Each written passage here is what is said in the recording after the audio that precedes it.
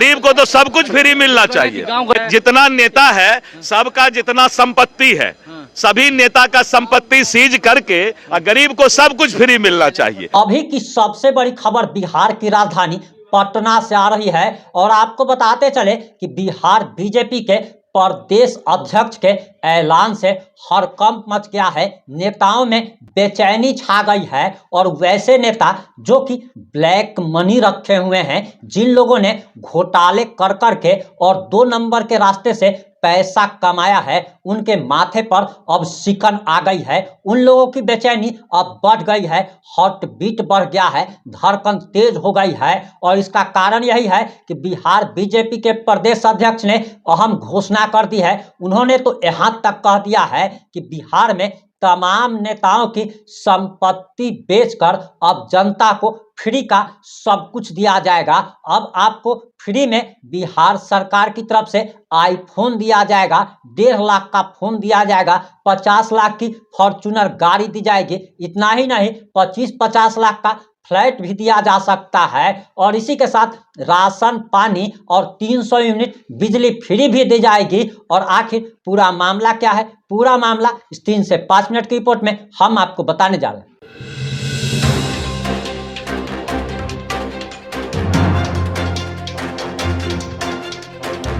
नमस्कार, मैं प्रिंस कुमार सिंह और आप देख रहे हैं पॉजिटिव इंडिया। इस वक्त की सबसे बड़ी खबर बिहार की राजधानी पटना से आ रही है और बिहार बीजेपी के प्रदेश अध्यक्ष के ऐलान के बाद नेताओं की बेचैनी बढ़ गई है, हार्ट बीट बढ़ गया है और ऐसा लगता है जैसे कि इन लोगों को कभी भी हार्ट अटैक आ सकता है, इन लोगों को पटना एम्स में एडमिट करने की नौबत आ सकती है। आखिर इस कहानी की शुरुआत कहां से होती है, तो आपको बताते चले कि बिहार विधानसभा का सत्र चल रहा था और इसी दौरान आरजेडी के समेत तमाम विपक्षी दल के विधायक 300 यूनिट बिजली फ्री देने की सरकार से मांग कर रहे थे और नीतीश कुमार की सरकार से आरजेडी विधायकों का यही मांग था कि बिहार के लोगों को 300 यूनिट बिजली फ्री दी जाए। इतना ही नहीं बल्कि दिव्यांगजनों को 400 रुपया जो पेंशन मिलता है, जो सहायता राशि मिलती है, वो बढ़ाकर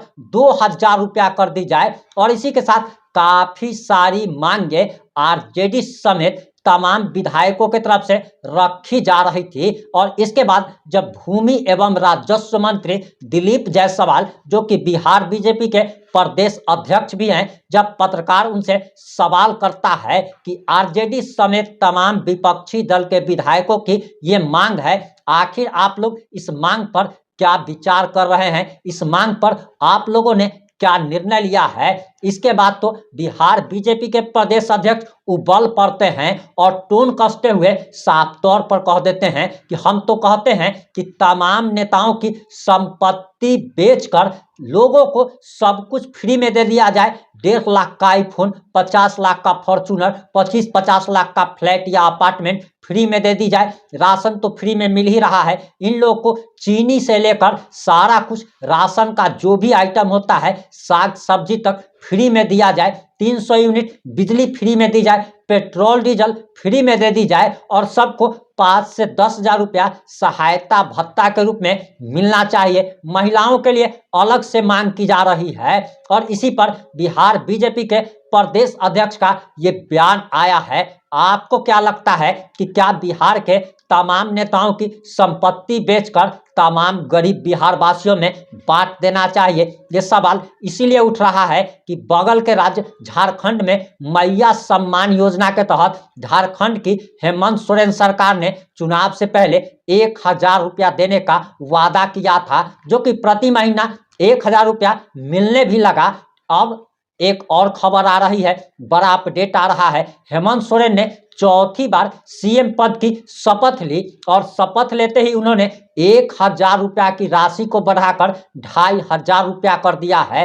यानी कि अब झारखंड में 2500 रुपया, 2500 रुपया मैया सम्मान योजना के तहत लोगों को मिलेगा। इसी के साथ साथ झारखंड सरकार ने बिजली भी फ्री कर दी है, बिजली बिल माफ कर दिया है। और इसी को लेकर बिहार में भी अब सवाल उठाया जा रहा है कि जब झारखंड में इतना सब कुछ हो सकता है तो आखिर बिहार में क्यों नहीं हो सकता। हालांकि इसके बारे में हम आपको विस्तार से दूसरे रिपोर्ट में बताएंगे, लेकिन शॉर्टकट में आपको इतना ही बताते चले कि दिल्ली हाई कोर्ट ने दिल्ली सरकार को दिवालिया घोषित कर दिया है। और दिल्ली सरकार को दिवालिया इसलिए घोषित किया गया है कि दिल्ली सरकार भी झारखंड की हेमंत सोरेन सरकार की तरह काम कर रही थी, रेबड़ी पर रेबड़ी फ्री का सब कुछ स्कीम चला रही थी। और फ्री का स्कीम चलाने के चलते दिल्ली सरकार का खजाना खाली हो गया और दिल्ली हाई कोर्ट ने साफ तौर पर दिल्ली सरकार को कह दिया कि अब आपका सिर्फ दिवालिया घोषित होना बाकी है। फ्री की रेबड़ी का आनंद तो शुरू में बहुत मजा आता है, लेकिन आपको इस बात को समझना पड़ेगा कि सरकार की अपनी बाप की कोई खेती नहीं होती है। सरकार अपने बाप की संपत्ति बेचकर आपको कुछ भी फ्री में नहीं देती है, बल्कि जनता की गाढ़ी कमाई के टैक्स के पैसे से ही वह सरकारी खजाना भरती है और उस सरकारी खजाने से आपको रेबड़ी बांटती है। अगर टैक्स 1 रुपया आएगा और खर्चा अगर 2 रुपया होगा, वैसी स्थिति में तो राज्य सरकार दिवालिया होगी ही। और एक समय के बाद 2-4 साल, 5 साल, 7 साल, 10 साल, एक लिमिट टाइम के बाद उसका भुगतान जो भी आपने 1000, 2000, 5000, 10,000 रुपया के रूप में सरकार से फ्री की रेबड़ी ली है, वो वही आपको टैक्स के रूप में 5 साल 10 साल के बाद देना ही पड़ेगा। खैर, इसके बारे में हम विस्तार से अगले रिपोर्ट में बताएंगे।